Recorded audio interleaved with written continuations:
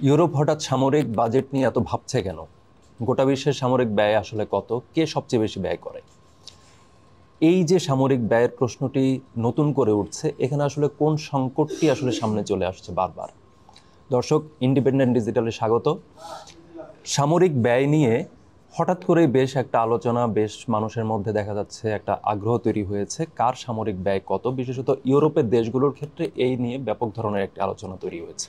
তো এই জায়গাতে আসলে হচ্ছে গোটা ইউরোপ বা হচ্ছে সারা বিশ্বের সামরিক ব্যয়ের একটা হিসাব যদি আমরা নিতে যাই, বিশেষত ক্ষমতাধর রাষ্ট্রগুলো যারা আসলে গোটা বিশ্বের বিভিন্ন দেশের, আমাদের মতো দেশ যেগুলো, সেগুলোর ভাগ্য নিয়ন্তার মতো ভূমিকায় থাকে আসলে, তারা আসলে এই সামরিকীকরণের ক্ষেত্রে আসলে কি ধরনের ব্যয় করে এবং কি ধরনের জায়গায় তাদের আসলে অবস্থান, সেটা আমরা একটু দেখার চেষ্টা করব।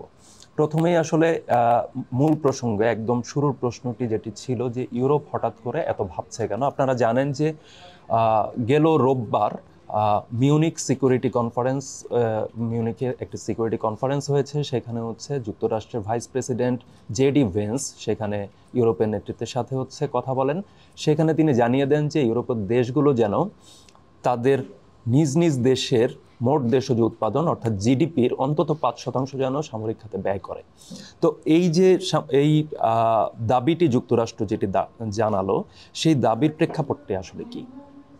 আপনারা জানেন যে ডোনাল্ড ট্রাম্প মার্কিন যেই ক্ষমতা, মার্কিন মসনদে ফিরেছেন হচ্ছে এবছর। তিনি হচ্ছে অভিষিক্ত হয়েছেন। অভিষিক্ত হওয়ার পর স্বাভাবিকভাবেই অভিষেকের আগে থেকে ইউরোপের এক ধরনের শঙ্কা ছিল যে ডোনাল্ড ট্রাম্প ফিরছেন, পুনরায় হচ্ছে ইউরোপের নিরাপত্তা বাবদ হচ্ছে মার্কিন যে ব্যয় বা বিভিন্ন আন্তর্জাতিক সংস্থাতে মার্কিন যেই অনুদান বলি বা মার্কিন যেই অর্থায়ন বলি, সেটা আবারও সেটাতে হচ্ছে টান পড়বে। সেখানে ব্যয় সংকোচন নীতিতে যুক্তরাষ্ট্র আবারও হাঁটবে। আপনাদের মনে করিয়ে দেওয়া যেতে পারে 2016 সালে যখন হচ্ছে ডোনাল্ড ট্রাম্প প্রথমবারের মতো এসেছিলেন, তখন তিনি কিন্তু বারবার বলেছেন যে ন্যাটো কেন তিনি পুষবেন, ন্যাটোর পেছনে কেন তিনি এত ব্যয় করবেন, ন্যাটো তাকে কি ফেরত দিচ্ছে। তো ডোনাল্ড ট্রাম্প একজন ব্যবসায়ী মানুষ, তিনি সবসময় হচ্ছে এই তুল্যমূল্য হিসাবটা আসলে টাকার অঙ্কে করে থাকেন। এখানে জানিয়ে রাখা ভালো, ডোনাল্ড ট্রাম্প এই বিষয়ে কথাটি তুলছেন মূলত ন্যাটো গঠিত হওয়ার পর থেকে তার মুরব্বি হিসেবে বা তার মূল চালিকা শক্তি হিসেবে যুক্তরাষ্ট্রই এই ন্যাটোর ব্যয়ের একটি বড় অংশ ব্যয় করে। 2023 সালে সর্বশেষ যে হিসাব আমাদের কাছে আছে, সেখানেও দেখা যাচ্ছে যে ন্যাটোর মোট ব্যয়ের 2/3 মেটাচ্ছে আসলে যুক্তরাষ্ট্র। তো সেই জায়গা থেকে প্রশ্নটি আসছে যে ডোনাল্ড ট্রাম্প প্রশ্ন করেছেন যুক্তরাষ্ট্রের নিরাপত্তা প্রশ্নে আসলে ইউরোপ কতটুকু সহযোগিতা করতে পারবে, যদি সে ধরনের কোনো পরিস্থিতি তৈরি হয় তাহলে ইউরোপ আসলে কতটুকু সুরক্ষা যুক্তরাষ্ট্রকে দিতে পারবে। সেই প্রশ্ন সামনে রেখে তিনি বলছেন তাহলে ইউরোপকে সুরক্ষা দিতে বা ইউরোপের নিরাপত্তার জন্য তিনি এত ব্যয় কেন করবেন, বিনিময়ে তিনি কি পাচ্ছেন। তো সেই প্রসঙ্গটি আসলে জেডি ভেন্স হচ্ছে মিউনিক সিকিউরিটি কনফারেন্সে তুলেছেন। সেখানে 5%-এর কথা, এটা অনেক বছর ধরেই আসলে যুক্তরাষ্ট্রের তরফ থেকে তোলা হচ্ছে, যদিও ইউরোপের দেশগুলো এই 5% তো দূরে থাক, 2% সবাই ব্যয় করেন না। তো দেখা যাক হচ্ছে গোটা বিশ্বে আসলে সামরিক ব্যয়টি আসলে কি পরিমাণ। গোটা বিশ্বে 2023 সালের যেই হিসাব আমাদের কাছে আছে, সেখানে বিশ্বের সবগুলো দেশ মিলিয়ে মোট $2,44,000 সামরিক খাতে ব্যয় করেছে 2023 সালে। তো সেই হিসাবে বিশ্বের প্রতিটি মানুষ সেই সময়ের জনসংখ্যার হিসেবে মাথা পিছু প্রত্যেক, অর্থাৎ আমার আপনার পকেট থেকে সামরিক ব্যয় হয়েছে $306 করে। অর্থাৎ আমরা নিজের অজান্তেই কিন্তু বিশ্বের বিভিন্ন অঞ্চলে চলা সংঘাত বা যুদ্ধ, সেটা ইউক্রেন হোক, গাজা হোক বা যে কোনো যুদ্ধ বলি বা শান্তিরক্ষা মিশন বা সেই ধরনের জায়গাগুলোতে আমরা কিন্তু এই ব্যয়টি করে আসছি। এই সামরিক ব্যয় আসলে কি? এই সামরিক ব্যয়ের মধ্যে আছে খুব স্বাভাবিকভাবেই সেনা সদস্য বা তাদের বেতন ভাতা থেকে শুরু করে তাদের খাবার, আবাসন ইত্যাদি এই সংক্রান্ত ব্যয়, সমরাস্ত্র, সামরিক সরঞ্জাম, সামরিক স্থাপনা, সামরিক বাহিনী বা হচ্ছে প্রতিরক্ষা বাহিনী বা প্রতিরক্ষা খাতের বিভিন্ন ধরনের গবেষণা প্রকল্প, এই যাবতীয় ব্যয়টি আসলে হচ্ছে সামরিক ব্যয় হিসেবে আমরা ধরবো বা এই আলোচনাটি সেই জায়গায়। তো যুক্তরাষ্ট্রের ব্যয়ের কথা আমরা শুরুতে একবার বলেছি যে যুক্তরাষ্ট্র সবচেয়ে বেশি ব্যয় করে। যুক্তরাষ্ট্র কীরকম? 2023 সালে দেশটি হচ্ছে $88,000 কোটি সামরিক খাতে ব্যয় করেছে। এর পরের যেই 8টি দেশ, এই 8টি দেশে মোট সামরিক ব্যয় মিলেও কিন্তু যুক্তরাষ্ট্রের সমান হয় না। এর পরের অবস্থানে কি আছে? এর পরের অবস্থানে আছে স্বাভাবিকভাবে চীন। আপনারা অনুমান করতেই পারেন যে চীনের যে সামরিক ব্যয় সেটির পরিমাণ ছিল 2023 সালে $30,900 আর যুদ্ধের মধ্য দিয়ে যাওয়া রাশিয়া, যারা হচ্ছে 2022 সাল থেকে ইউক্রেনে সামরিক অভিযান পরিচালনার মধ্য দিয়ে ইউক্রেন যুদ্ধ এখন পর্যন্ত সেই যুদ্ধ অবস্থার মধ্য দিয়ে যাচ্ছে, তারা কিন্তু ব্যয় করেছে মাত্র $12,600 এর পরের অবস্থানে আছে ভারত, তারা ব্যয় করছে $8,300। সৌদি আরব আছে এর পরে, তারা ব্যয় করেছে $7,400। যুক্তরাজ্য ইউরোপের দেশ হিসেবে বা সাবেক ঔপনিবেশিক শক্তি বলি, সাম্রাজ্যবাদী গোষ্ঠী বলি, তাদের আসলে সামরিক ব্যয়টি কত? তাদের সামরিক ব্যয়টি ওই বছর ছিল $6,920 ইউক্রেন, আরেকটি ইউক্রেন যুদ্ধের কথা বারবারই ফিরে আসছে। ইউক্রেনের 2023 সালের ব্যয় ছিল $6,210, জার্মানির ছিল $6,120, ফ্রান্সের $5,710, জাপানের $5,119। ইসরায়েলের ব্যয়, তারাও একটি যুদ্ধের মধ্যে ছিল, ইসরায়েলের ব্যয় ছিল $2,900। তো এই হচ্ছে মোটা দাগে। কিন্তু জিডিপির হিসেবে যদি আমি বলি, জিডিপির হিসেবে ইউক্রেন যুদ্ধের কারণেই ইউক্রেনের সবচেয়ে বেশি ব্যয় হয়েছে, তাদের অর্থনীতির আকারও ছোট, সেই হিসেবে জিডিপির 36.7% তারা ব্যয় করেছে হচ্ছে সামরিক খাতে 2023 সালে। সবচেয়ে কম যদি ধরা হয় এ তালিকায়, সবচেয়ে কম ব্যয় করেছে হচ্ছে জাপান 1.2, জার্মানি 1.5, চীন 1.7%। যুক্তরাষ্ট্রের ব্যয়, যারা হচ্ছে ন্যূনতম 5% ব্যয়ের দাবি জানাচ্ছে ইউরোপের কাছে, তারা কিন্তু ব্যয় করেছে 3,400। আর জিডিপির বিপরীতে সবচেয়ে বেশি ব্যয়ের তালিকায় ইউক্রেনের পরে থাকা দেশগুলো আসলে কোনগুলো? সেখানে আছে লেবানন 8.9%, আলজেরিয়া 8.2, সৌদি আরব 7.1%।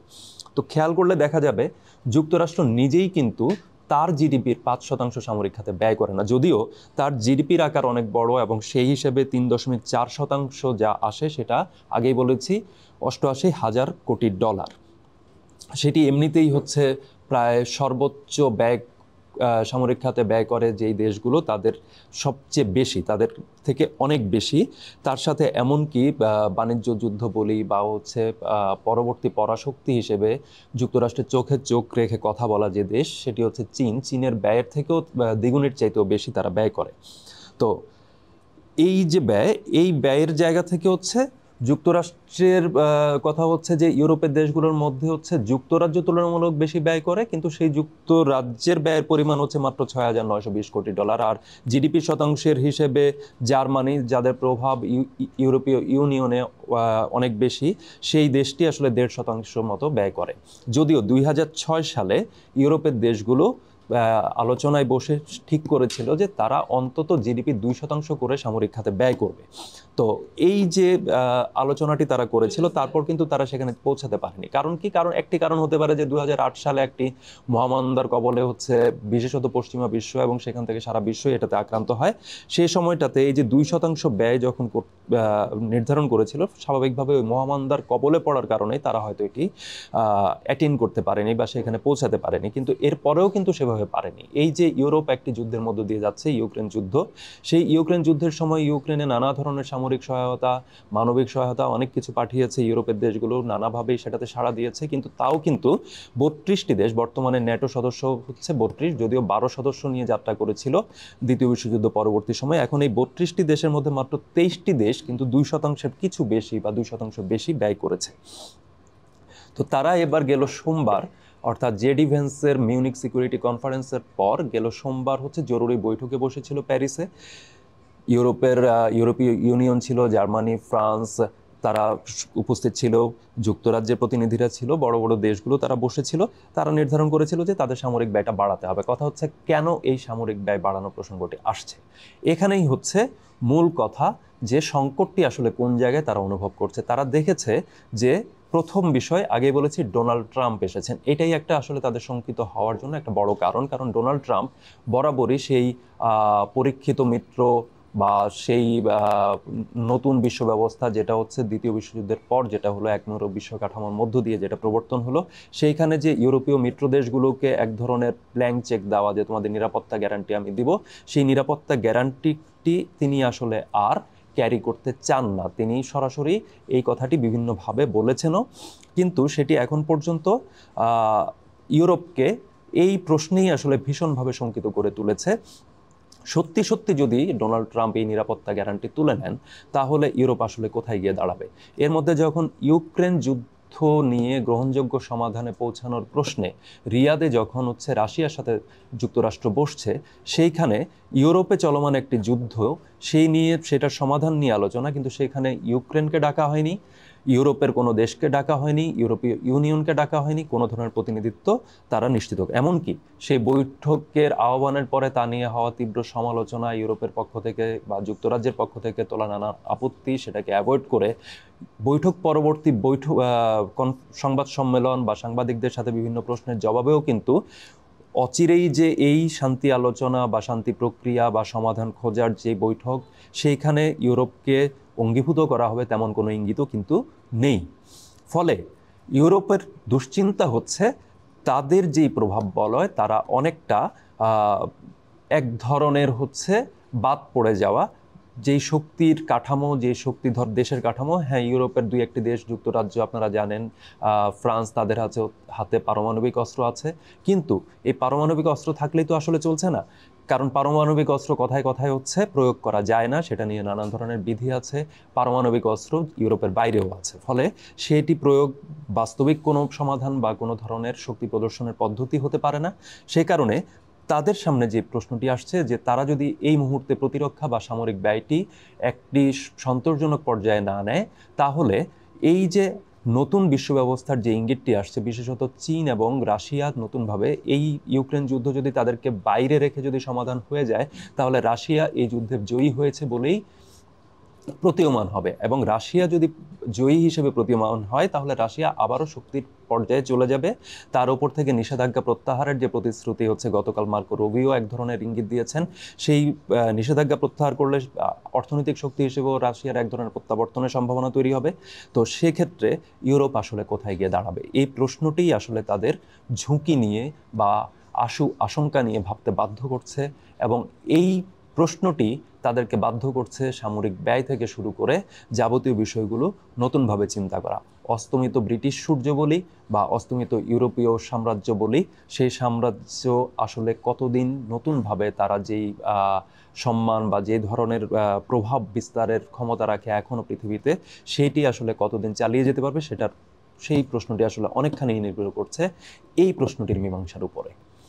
ধন্যবাদ দর্শক, আজ এই পর্যন্ত।